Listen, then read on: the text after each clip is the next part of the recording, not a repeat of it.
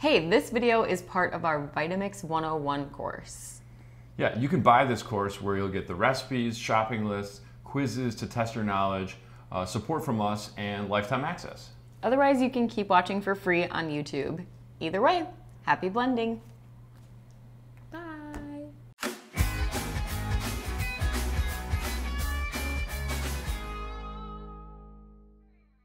All right, let's dive a little deeper into the milkshake thing. With the right technique, you should be able to make milkshakes with ease and little to no manual intervention with the tamper. You should be able to make them with perfect consistency and texture every time. And you should be able to make a milkshake in a variety of different ways, no matter what ingredients you have. All right, so to accomplish these goals, we're going to talk about a few things. First, we're going to review what we talked about in the last module. So the ramp, the ratio, the loading order. Then we're going to talk about our milk options. What are our choices to make this milkshake actually healthy? Then we're going to talk about protein. What can we do to supplement the protein?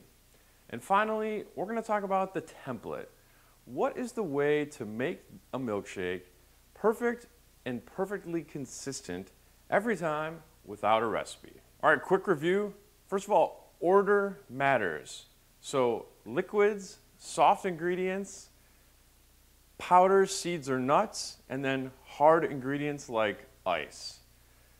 This habit is one of the most crucial components of successful Vitamix ownership. Basically, it's soft stuff first and hard stuff last. Why? Loading in this order helps your Vitamix run much more efficiently. The liquid helps the blades pull everything down into the center, while the hard stuff at the top pushes everything down nice and evenly. All right, second thing to remind you, ratio matters.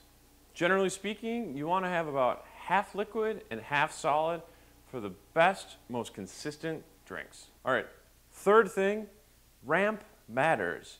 Remember, your Vitamix is like a manual transmission car. You want to get up to high speed eventually, gradually. So start at variable speed 1 and slowly ramp up to 10 speed and then to high. And when the blend is done, ramp down. So turn it down back to variable speed 10 and down to 1. All right, fourth reminder, and this is arguably the most important, your Vitamix is a racehorse. It's meant to run on high speed.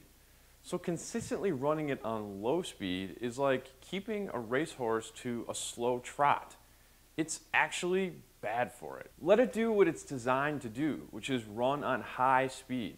Your blends are going to be better and your racehorse is going to last much longer. Now that we have the basics reviewed, let's talk about the namesake for this drink, milk. All right, so you can't make a milkshake without milk, but here's the deal. I strongly recommend an alternative to cow's milk. Cashew milk, coconut milk, almond milk, soy milk, or a combination of any of the above. It's just healthier. All right, so we got our milk. Well, what if you want to add some protein? Well, let me just say this. There is a ton of protein available in plants. In fact, there are high-level athletes that eat an entirely plant-based diet that perform with a lot of success. But if you're trying to lose weight or build some muscle or even have a more complete meal replacement, adding some protein to your milkshake is not a bad idea. So what are our options? Well, we have many, but I have two that I generally recommend. Okay, option one is a plant-based protein powder. Now, any protein powder that you add to your milkshake is gonna make it a little chalky. But a plant-based protein powder is debatably the healthiest way to add a protein boost to your milkshake. And option number two is liquid pasteurized egg whites. This has been my go-to option for a long time.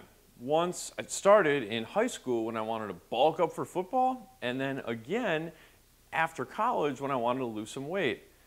Zero taste, zero fat, zero cholesterol, and zero chalky. I love them. You really can't go wrong either way. I use one or both depending on the situation. All right, let's talk about the template. How do we make silky smooth, creamy, luscious milkshakes every single time without a recipe? Now, I do recommend using a recipe at first. It's gonna help you build momentum, but eventually you should be able to use this basic template to make whatever milkshake you feel like. So here's the template: milk, frozen banana, ice, sweetener. Now, the first three are self-explanatory, so I want to reiterate about the last one, sweetener. You can use dates, agave nectar, honey. Sometimes I like to use a little stevia extract. It doesn't matter. You just do not need to use sugar. And that's it. That's the perfect template to make a milkshake in your Vitamix. Now, if you like nut butters, I highly recommend adding them to your milkshake. It's going to add a thickness and make the consistency great, and it also, of course, adds a ton of incredible flavor. Peanut butter, almond butter, cashew butter, whatever you like. And other ingredients that are great to add are oats, cocoa powder, pumpkin, mint, coffee, some fruit like berries. Really anything you want you can mix and match, but the key, generally speaking, is the simpler, the better. All right, so that's the template. Here are a few bonus tips. All right, bonus tip number one. What's better than a thick, luscious milkshake? And what's worse than a watery milkshake? Nothing, right?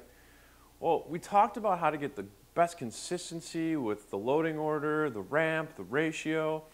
But there's one ingredient that really ensures you get the thickest, most luscious milkshakes, and that is frozen banana. Your Vitamix can handle it. There'll be no chunks, and it really does guarantee the best, creamiest, most delicious, luscious milkshakes. All right, bonus tip number two, drink your milkshake right away. You can freeze it, but the consistency is not the same after it thaws. All right, bonus tip number three. Remember the green smoothies we made in the last module? Well, guess what? Despite not looking as pretty, the milkshakes are pretty much just as good tasting with a handful of greens inside.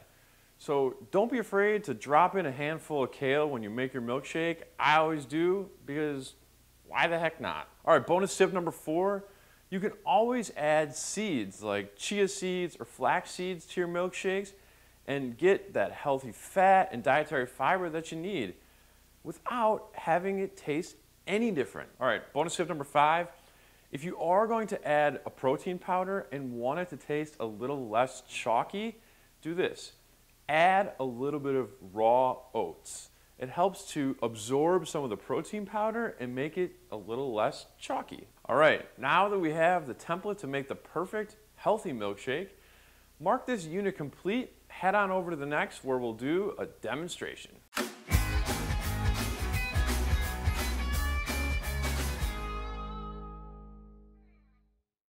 Hey, it's Lenny Gill with Life is No Yoke.